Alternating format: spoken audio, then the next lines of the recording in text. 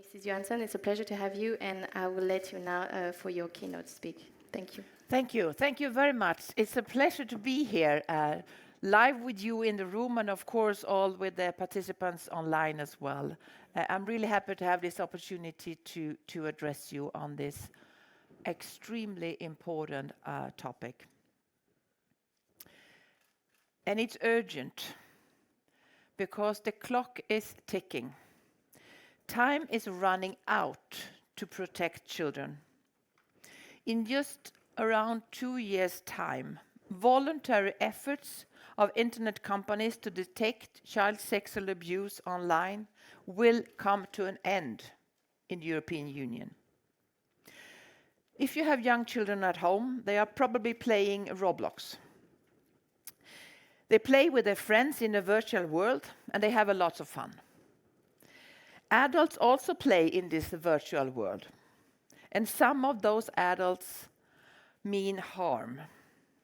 Roblox has installed a tool to detect grooming in chats.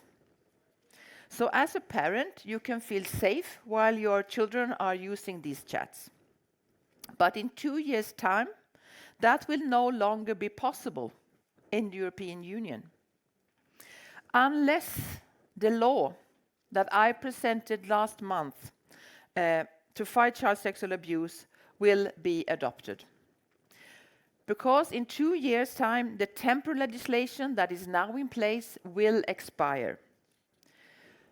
This temporary legislation allows companies to detect, report, and remove child sexual abuse online, including grooming. But if we don't pass the new law, internet will turn from a playground for children into a hunting ground for predators. That is what will happen. Because that is what they do. They hunt. I spoke to researchers, and they said offenders have zero empathy for the children. All that stops them from offending is fear. Fear of being found out, fear of prison, fear of losing their jobs or losing their partner. Predators target children like scammers target adults. Coolly and calculated, they approach hundreds of children until one of them, insecure, vulnerable, bites. One offender asked children, "I dare you to show me your thingy," and told them, "It can be our little secret. No one will know." And he paid children using in-game currency to commit sexual acts. Children, even as young as 3 years old, are manipulated or blackmailed into sharing sexual pictures of themselves. This is getting worse day by day. Once these pictures are online, only internet companies can detect them. So they can take these images down, and law enforcement can arrest perpetrators and rescue the children. For more than 10 years, internet companies have very successfully been detecting, reporting, and removing known child sexual abuse online. And more recently, also new abuse and grooming. Last year, companies reported 85 million videos and images worldwide. If you use Gmail, post on Facebook, save files cloud server like OneDrive or Dropbox, post tweets, chat on Discord, then Microsoft Photo DNA detects if there is a known child sexual abuse in pictures. It's an error rate at 1 in 50 billion. And technology used today to detect new child sexual abuse is incredibly accurate, in particular when combined with human overview. It can tell the difference between a baby in the bath and a baby being raped. The difference between sex between adults and child sex abuse. But in 2 years' time, unless my legislation is adopted, these technologies will no longer be allowed in the European Union. We will be blind. Because then internet companies will no longer be allowed to detect, report, and remove child sexual abuse. And that would be a disaster for children. it would become extremely difficult to take abuse down. One case in Amsterdam in 2010, a man raped 87 very young children, including newborn babies. 8 years later, media reported images of these rapes were still online. A recent case in Germany, a man had raped and filmed 12 children, the youngest one 3 years old. Imagine you are a parent of one of these children, and you know or fear the pictures are out there, and there's nothing you can do.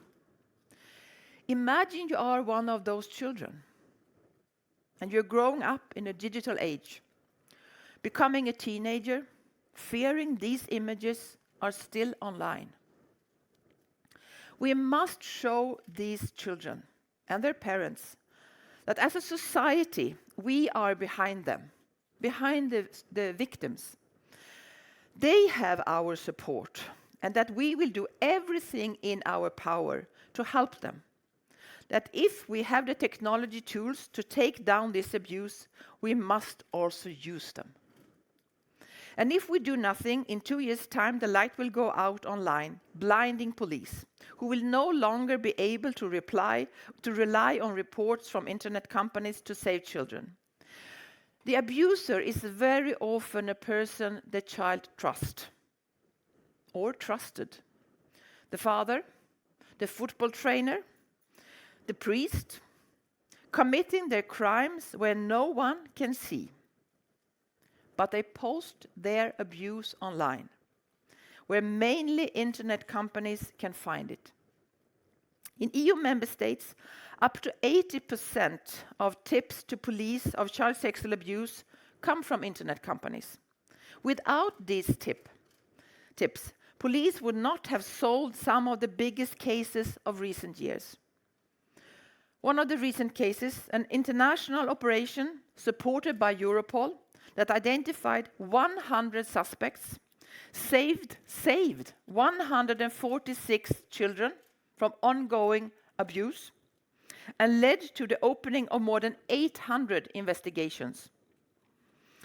A report from an internet company also triggered the Bergisch Gladbach investigation in Germany, which identified over 400 suspects, saved 65 children. The youngest victim was 3 months old. If we do nothing, this will stop. I want law enforcement to continue to be able to rescue children. That's why I have proposed a permanent solution to replace the temporary legislation. At its heart is the new Center to Prevent and Fight Child Sexual Abuse, a center of expertise to share knowledge and support victims.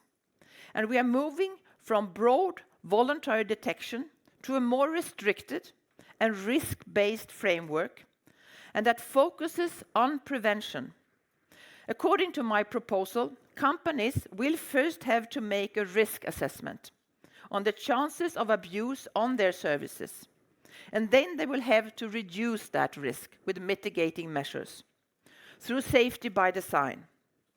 I am glad that this is the top of your agenda today. On the playground, rules makes sure the slide is safe, the swing is safe, the seesaw is safe, and we can keep an eye out of our children. Online, there are no such rules, and it's so much harder for us to protect our children online. Thankfully, many companies today are already taking steps. For example, TikTok has disabled as default direct messages for anyone under 16. On Facebook and Instagram, adults cannot send direct messages to children. My proposal stipulates that prevention is not enough, and there's still a risk of child sexual abuse online. Then, and only then, an independent national authority, like a court, can give a detection order for a specific period of time, involving data protection authorities when necessary, in line with the GDPR, the strictest data protection rules in the world. Right now, companies themselves decide what to look for. In the future, companies must base detection on hashtags and digital indicators provided by the EU Centre, based on clear definitions of child sexual abuse according to EU law. The companies will send the reports to the centre, who will check for false positives and only then send them on to law enforcement. Some people are worried obligation might give police too many reports to handle, but because this procedure is so targeted, it doesn't have to lead to more reports, but certainly to better reports, much more useful for police and prosecution. This framework applies to all service providers.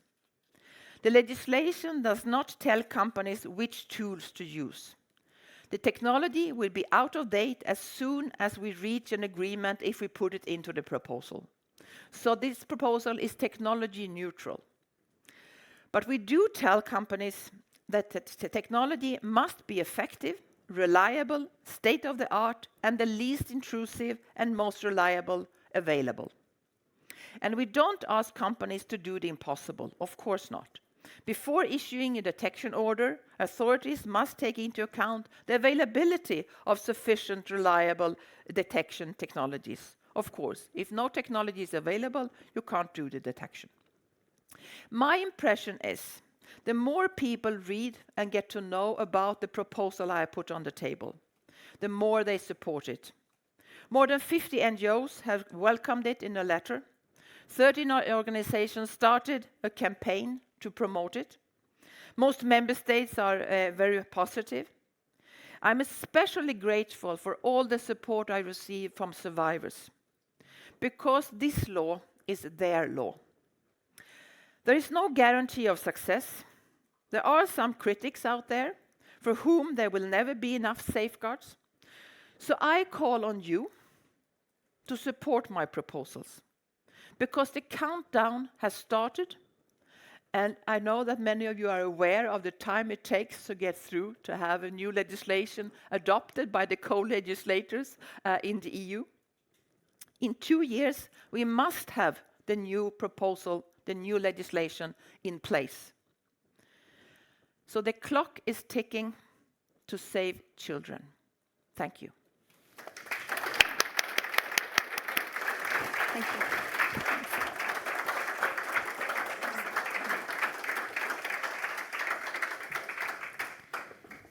That was a very emotional text. I was really shocked by the numbers you gave and some of the statistics and the facts. And as you say, the clock is ticking. It really shows the urgency to act, but not only act, but provide a permanent solution in Europe now. And that is, restrictive, but also risk-based. You've mentioned it. It's important to act now to get an engagement and agreement within the next 2 years. And we've heard from the first Deputy Prime Minister, Vít Rakušan, who was with us this morning via his video. He mentioned that this will be a priority of his presidency, and he knows the negotiation will not be easy, but he will really make sure that an agreement is moving within his presidency. I'd like to ask you this question. You've mentioned at the end that, of course, there are people who are fully supporting you, but there is also some concerns from people around the implication of some of the measures. How will the proposal prevent, for instance, mass surveillance that some people have been, worried about with this proposition? There is nothing about mass surveillance in my proposal. We have to realize that for more than 10 years, companies have been free to do all the detection, and they have been doing it. And I'm thankful for that, because that's why we have these 85 million videos and pictures being reported. So this is ongoing.